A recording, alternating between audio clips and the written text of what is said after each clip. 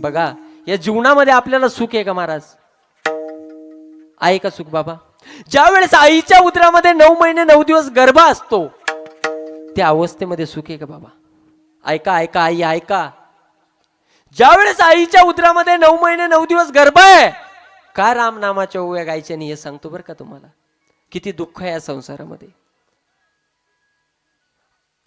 9 महिने 9 दिवस आईच्या उदरामध्ये गर्भ असताना त्या आईनं खाल्लेलं अन्न हे किती दिवस कुजत, किती दिवस सडत बाबा आईच्या पोटामध्ये?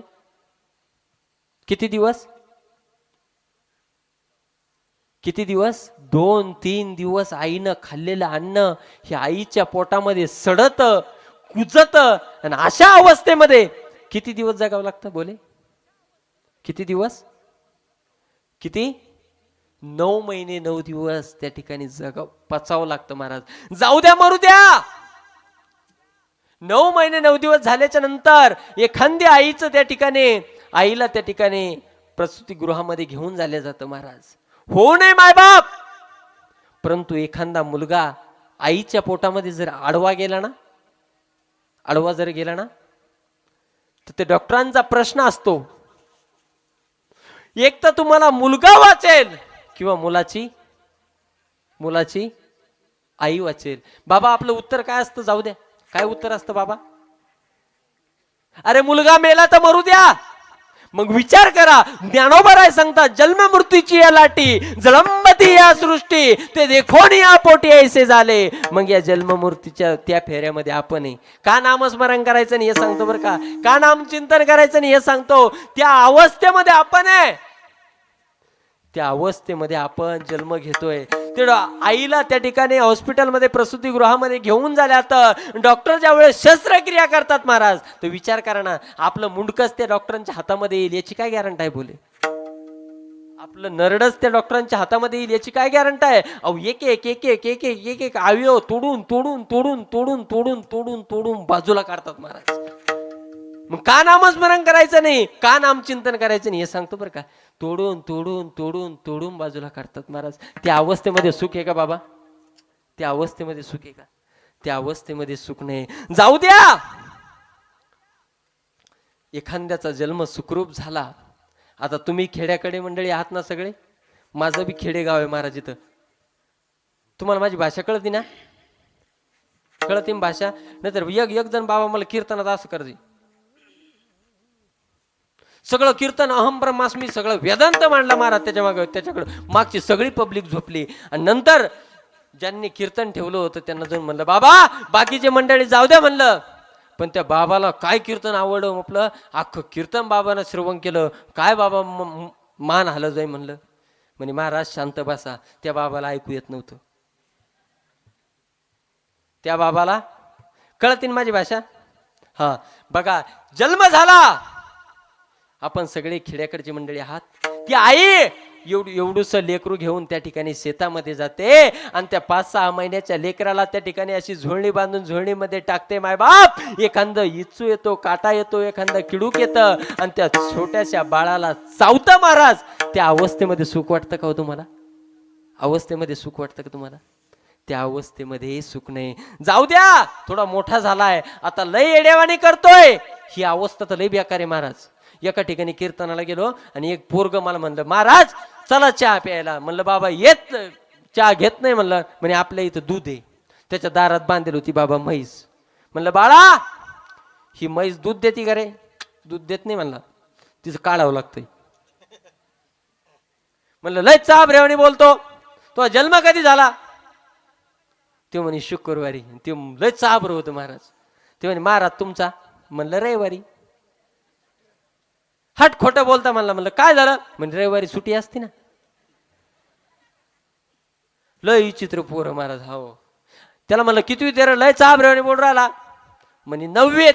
म्हणलं वाटत नाही. म्हणे मोजन 9वीत. हा त्या अवस्थेमध्ये सुख आहे का? त्या अवस्थेमध्ये सुख नाही माय बाप. आता लय झालं, आता जाऊ द्या, गावामध्ये येडेवाणी करतोय, याला आळंदी सारख्या क्षेत्रामध्ये नेऊन टाकू आपण. महाराज एक बोलू का? अहो ज्याने सगळ्या गावाला, ज्याला सगळ्या गावांनी लोटून लावलं, ज्याने सगळ्या गाव त्याच्यावरती हसताय, ते जर का माझ्या ज्ञानोबरायाच्या समाधीवर एकदा डोकं टेकलं ना महाराज, तर सगळा समाज त्याच्या पायावर डोकं टेकतो. हे माझी ज्ञानोबरायाची ताकद आहे,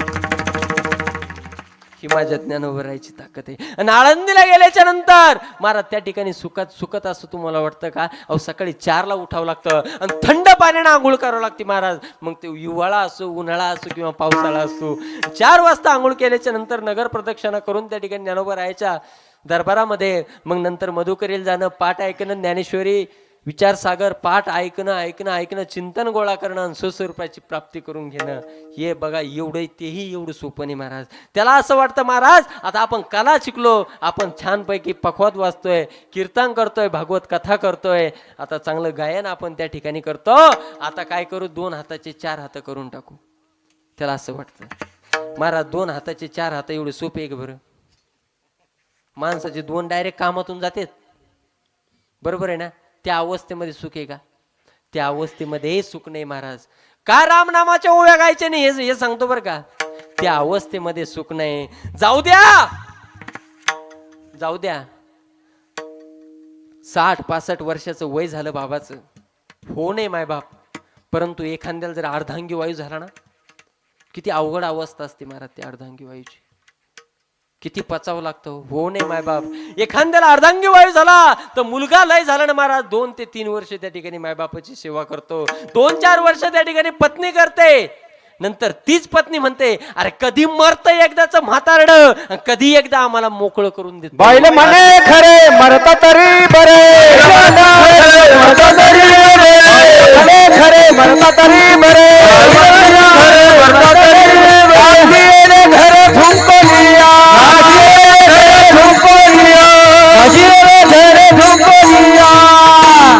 बैल म्हणता घर मरता तरी बरे, नासी येले घर थुंकोनिया.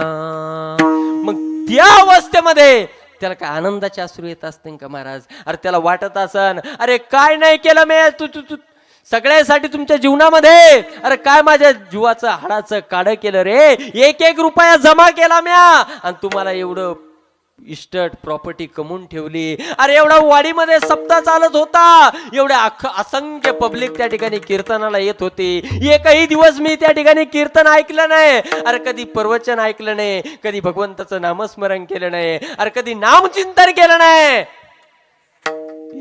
इथली मंडळी काही पंढरीच्या पांडुरंग परमात्म्याच्या आषाढी वारीला जात होती, ज्ञानोबरायाच्या दरबारामधून पंढरपूरला जात होते. अरे कधी गेलो नाही, गावामध्ये सप्ताह चालत होता, अरे सप्त्याची 1 रुपयाची पावती कधी फाडी नाही रे मी, आणि आज माझ्यावरती टाइम आला तर तुम्ही मला म्हणता कधी मरतय म्हातारड आहे. त्या अवस्थेमध्ये सुख आहे का बाबा?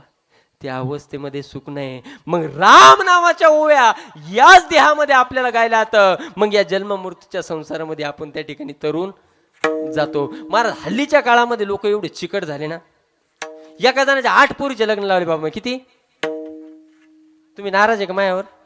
त्या आजीला उठा बरं, ते झोपले ते.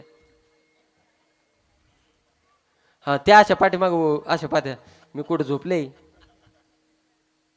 एवढे चिकट आहे महाराज लोक. अहो एका जणाच्या आळंदीमध्ये 8 करोनाच्या काळामध्ये 8 पोरीचे लग्न लावले महाराज. किती?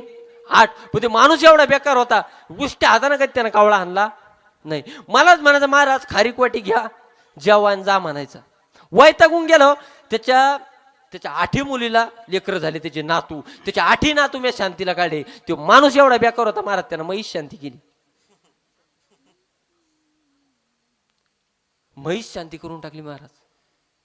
पण मी सोपायचा लागे का? एक दिवस मी त्याच्या दारात बसलो आणि त्याच्या दारातून गेली घुबड. घुबड कळती ना तुम्हाला? कळती ना? त्याच्या दारातून गेली घुबड. मी म्हणलं काका तुमच्या दारातून घुबड गेली. म्हणे रोज जाती. म्हणलं आजच्या तारखेला जाणं अशुभ असतं. म्हणलं काय होतं? म्हणलं मोठ्या पोराचा ऍक्सिडेंट होतो. मग काय करावं लागेल? म्हणलं घुबड शांती. ते म्हणे महाराज लय शांत्या पाहिल्या हो, अन्न शांती, वास्तू शांती, सगळ्या शांत्या पाहिल्या, पण हे घुबड शांती काय प्रकार आहे? म्हणलं बाकीच्या महाराजांना कळत नाही, माझा अभ्यास आळंदीला सुरू आहे. आता मला रागच होता ना महाराज. मी असं पुण्याला गेलो, पुण्यातून 30 फुटाचा बांबू आणला. किती? 30 फुटाचा बांबू आणला. आणि 30 फुटाचा बांबू आणला आणि असं उभा रावला. ते म्हणे आता काय करायचं? म्हणलं सगळा बांबू धान्यानं झाकून टाकायचा. 30 क्विंटल गहू लागले बाबा. किती किती 30 क्विंटल गहू लागले. ते म्हणजे महाराज आता शांतीचे गहू कोणला? म्हणलं महाराजाला चटगरी घेऊन आलो.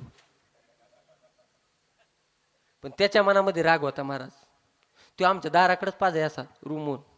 महाराजाच्या दारातून घुबडकत जाते आणि योगा योगा त्याच दिवशी घुबड गेली.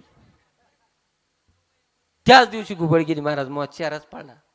आम्हाला घ्यायची सवत द्यायची सवत नाही. चारच पाळला महाराज. मग काय सांगा तुम्हाला? ते महाराज तुमच्या दारातून घुबड गेली. म्हणलं हो भो गेली. आता काय करता? ती मी 30 फुटाचा बांबू आणला होता भास्कर माऊली.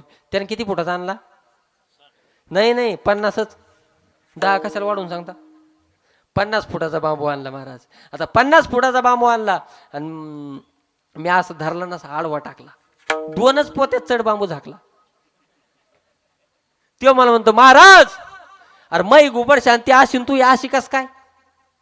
अरे म्हणलं तू घुबड अशी गेली ती मै अशी गेली. एवढं दुःख माहित असताना देखील आपण या नामस्मरण करतो महाराज. आता एवढा सप्ताह चालू आहे. सगळ्यांनी वर्गणी दिली का? दिली का? हा तुमचं गावलंय. हा म्हणजे वर्गणी याच्यावरूनच कळती महाराज. नियोजनावरूनच वर्गणी कळती. गाव छोटे पण नियोजन मोठं आहे. गाव छोटं पण नियोजन मोठं आहे. राम वेळ आम्ही गाऊ ओविये दळिता कांडिता जेविता गे बाईये. कुठलंही कार्य आपण त्या ठिकाणी करत राहिलं महाराज फक्त त्या रामनामाच्या काय गायच्या? ओव्या गायच्या. मग ते नामस्मरण आणि नामचिंतन आणि याच देहामध्ये नामस्मरण होतं. मग एकदा नामस्मरण आणि नामचिंतन केलं तर आपल्याला कुठल्याच प्रकारचं दुःख राहत नाही. अभंगाचं 3रं चरण. स्वप्नी जे दुःख न देखे डोळा, स्वप्नी जे दुःख न देखे डोळा, हे दुःख न देख बिजोळा, स्वप्नीचे हे दुःख न देख बिजोळा, स्वप्नीचे हे दुःख कोणी न देखे डोळा, स्वप्नीचे हे दुःख न देख बिजोळा,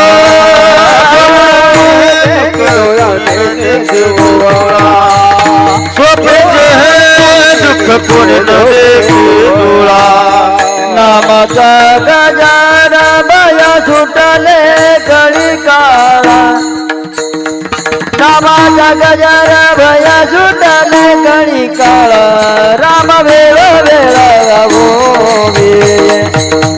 राम वेळ वेळा आम्ही गावो ये, नामाचे गजर भय सुटले कळी काळा, नामाचा सुटले कळी काळा, राम वेळ वेळा राम वेळ वेळा गावो.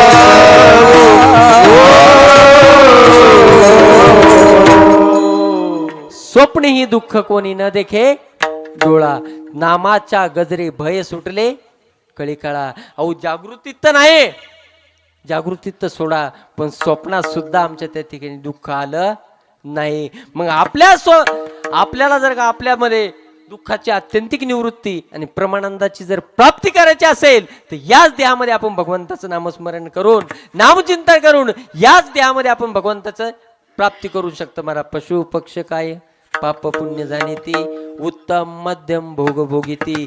बस याच नरदेहामध्ये भगवंताचं नामाचे महाराज, दुसऱ्या नरदेहामध्ये नाहीच. मग याच्याकरता काय करायचं? रोज पाषाण हे मैमान नामाचे, तारिले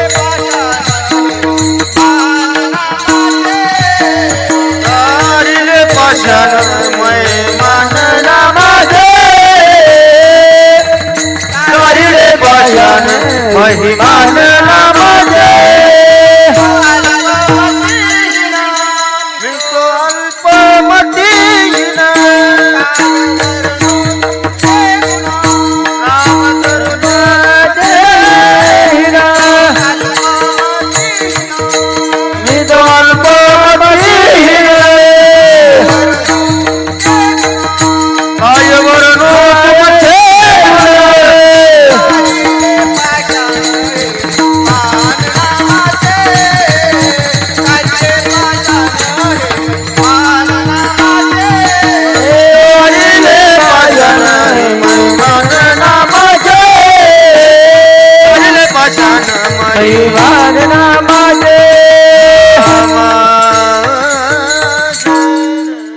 स्वप्नेही दुःख कोणी न देखे डोळा. मग त्या भगवंताच्या नामस्मरणामध्ये एवढी ताकद आहे महाराज. स्वप्नात सुद्धा आपल्या दुःख त्या ठिकाणी येत नाही, एवढी ताकद आहे महाराज. पण आपला काय झालं महाराज, वार बदलला की देव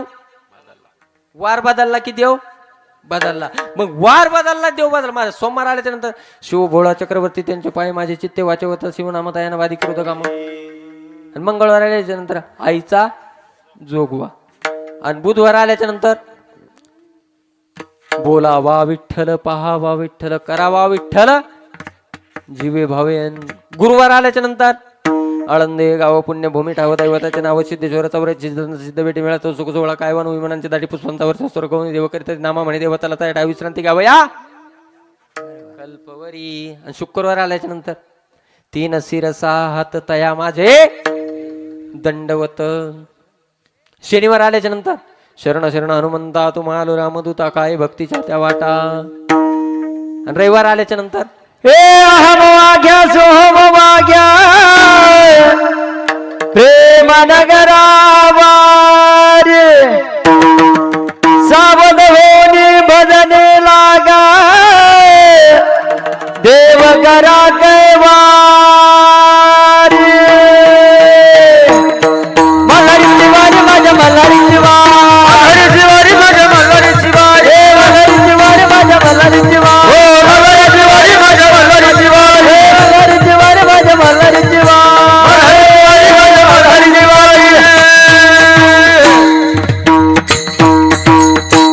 माझ्या मल्हारीची वारी.